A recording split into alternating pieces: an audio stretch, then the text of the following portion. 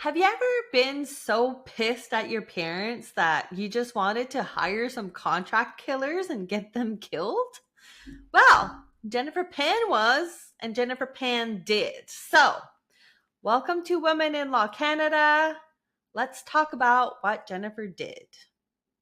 So, I had an exam on Saturday, 7 hours law exam for my school. And after that, I just wanted to chill, turn my brain off and just relax. So I decided to watch What Jennifer Did on Netflix. Okay.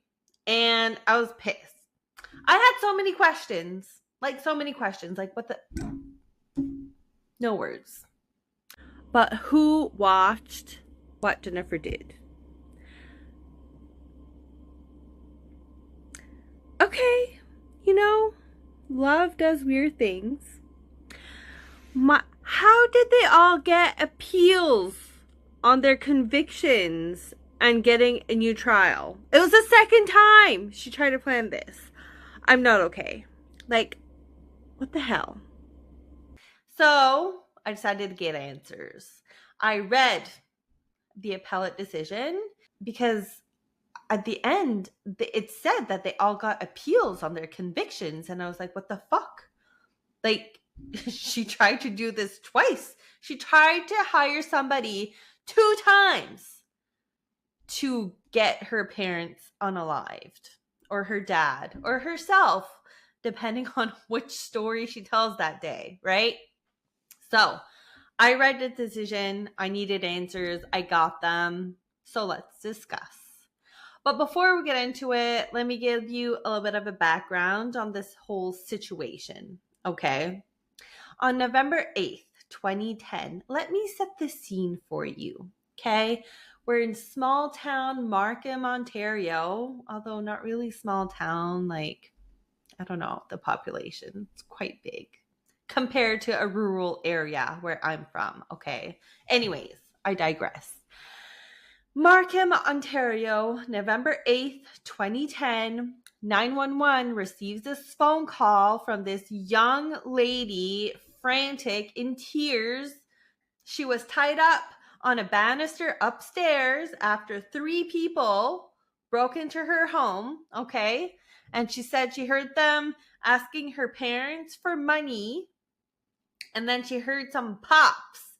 And are they dead? Are they not? What happened? Okay. So, of course, the police rush over there. And when they go inside, they find her tied to a banister upstairs. So, this poor, traumatized young lady, let's get you to the police station and tell us what happened. Mrs. Pan is in the basement. She's dead. Mr. Pan somehow escaped, went to the neighbor's house and called for help, and he's on his way to the hospital. He's in a coma. He survived. So, what happened? So the cops, by the way, you can definitely tell this was Canadian in 0.25 seconds, okay? We definitely have an accent.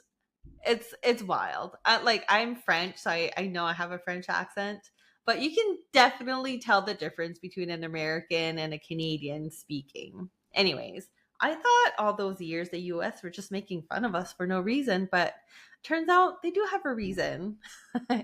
So, they're asking poor Jennifer Pan what happened. She's telling this story, poor little girl, traumatic event if it was real, okay? But through their investigation, they discovered that it wasn't really what she was saying. She lies. She lied a lot. A lot, a lot, a lot. Actually, in the trial transcripts, the decision, there's even a reference that she said that she was raped. I don't know if it was in that scenario or sometime else before, but who lies about being sexually assaulted? Just don't do that. That's not okay. That's a no. Okay. But that's not the only thing that she lied about that is discovered throughout this whole documentary. She was lying to her parents about going to university. Okay. She said she was in school to be a pharmacist. She even forged diplomas and transcripts. She even told them that she was a pharmacist. She was working in Walmart, at a Walmart pharmacy. Not only did she not go to pharmacy school, not only does she not have any college diploma, she doesn't even have a high school diploma. Like, she lied about that. So she never even graduated from high school. My question is, how did she explain away that there's going to be no grad pictures, no prom, no graduation ceremony? Like, I don't know, if my kid graduates, I want them to see them walking on stage and get their diploma and like shake hands and do the thing, you know, the whole thing. Like, yes, I helped you do your homework for 12 freaking years, or maybe 4 to the extent of my math skills, but I want to see you graduate, girl. So anyways, that is mind-boggling to me how she got around that. What a liar. Like, I can't. My mind is blown. Through their investigation, it turns out that she fell in love with this boy Daniel, okay? And he was working as a manager at Boston Pizza and dealing some drugs on the side. So Mr. Penn was like, no, like, not a good man for you, Jennifer. Like, you need to break it off.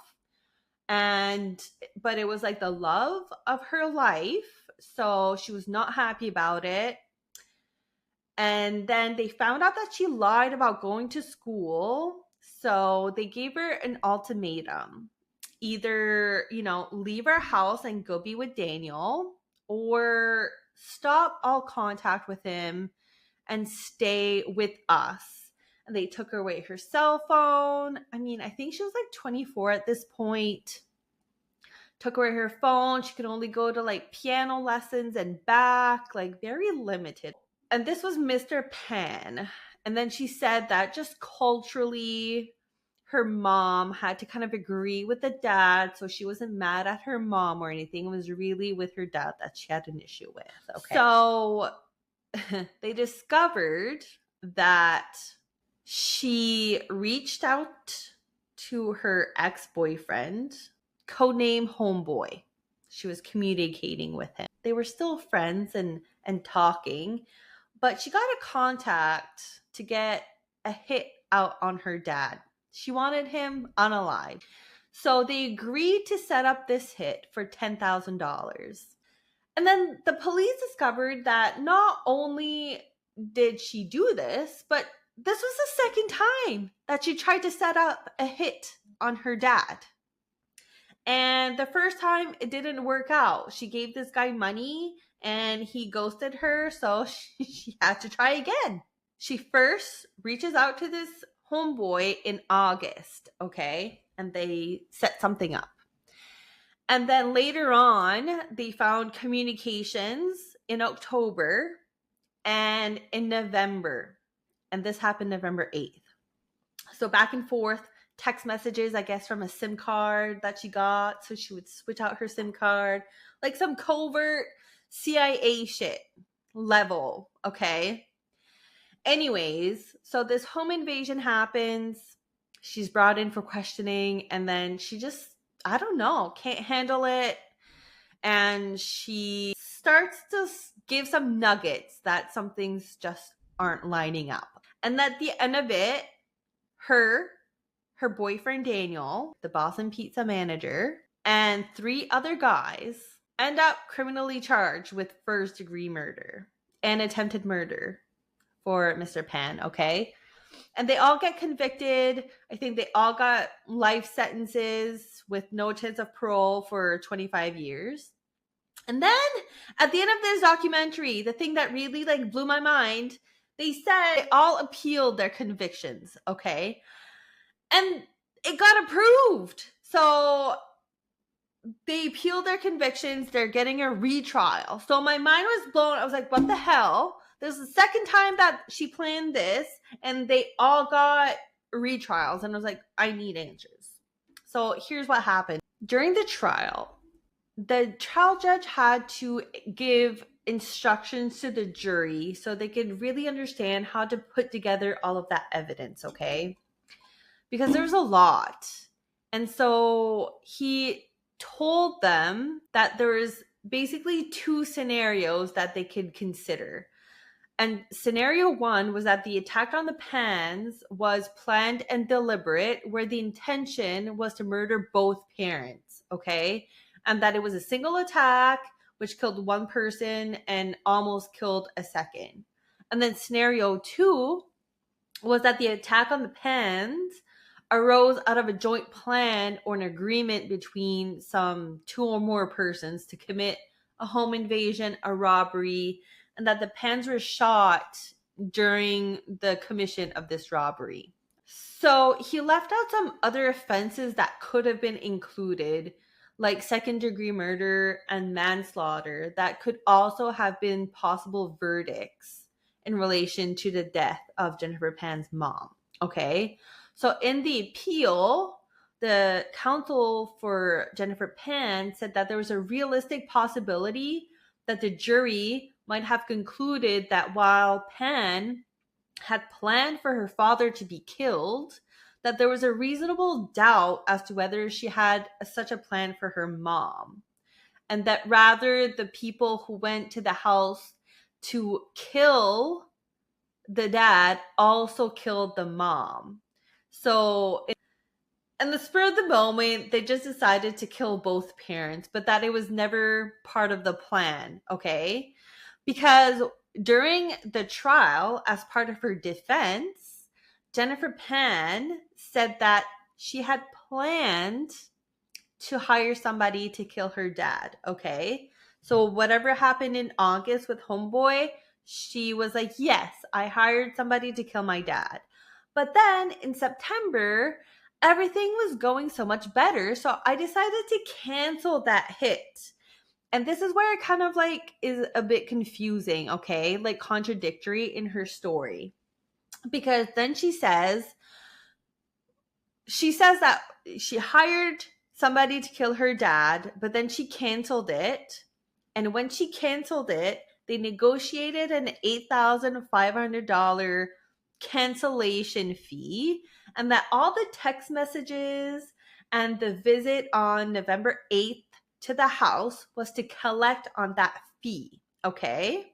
But then she also says that she canceled the hit on her dad and the hit was supposed to be on herself. So it's just kind of weird. Okay. So that's why the instructions to the jury here with the scenarios were kind of important. The trial judge also instructed the jury that they would either need to find Jennifer Pan guilty of first-degree murder and of attempted murder, or acquit her of both charges. So if the jury was instructed that if they found one of the people not guilty of the first-degree murder of Mrs. Pan, then they also would need to find them not guilty of the attempted murder of Mr. Pan. And then alternatively, if they were found guilty of that first degree murder, they would need to find them guilty of the attempted murder. So there was nothing with the option of like separating the two counts. Okay. So this is where it was tricky. And the appellate court, the Court of Appeal for Ontario, they found that the instructions was improperly given to the jury, and that's why they were given a new trial.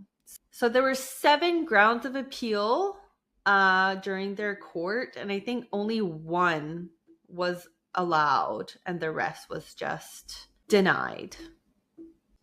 Thanks for watching. Don't forget to like and subscribe, and tell me, is there another case that you would like for me to talk about. I have lots of opinion. I have a lot of opinions on on a variety of topics.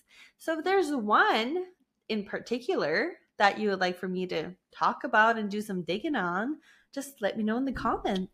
Okay, see you next time. Bye.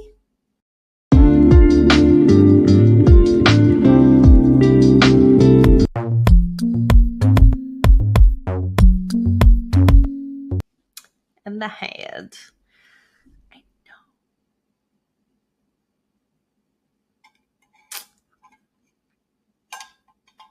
I need to work on the editing. Ugh. No. No. Delete this.